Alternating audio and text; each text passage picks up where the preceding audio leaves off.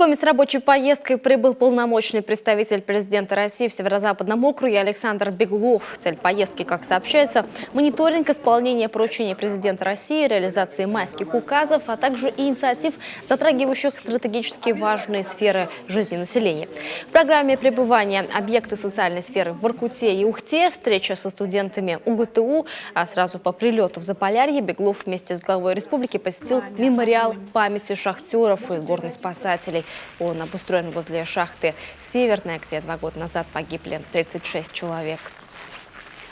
Я уезжаю с Воркуты с хорошим настроением. Приезжал сюда с полупессимистическим и думал, что надо мне, наоборот, поднимать настроение у жителей и у руководства. А тут мне жители подняли настроение. Я с такой любовью и с гордостью за Воркуту уезжаю из Воркуты.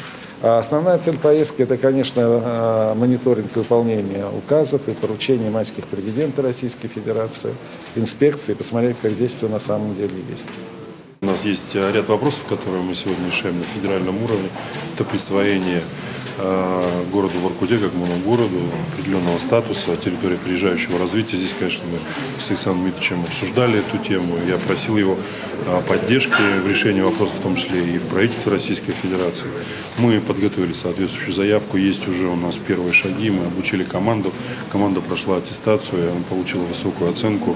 И, конечно, тот набор проектов, которые мы здесь обсуждали, он сегодня, конечно, недостаточен. Понятно, что мы с учетом развития логистики, решения вопросов, связанных с развитием новых месторождений, с привлечением сюда новых технологий. Вы знаете, мы эту работу ведем, это накопленный экологический ущерб, решение тех проблем, которые здесь годами и десятилетиями накапливались. Мы, конечно, будем формировать здесь новую площадку для соответствующей как полигон экспериментов с точки зрения применения и отработки в логистических условиях дополнительных возможностей, которые в целом могут быть использованы в экономике страны.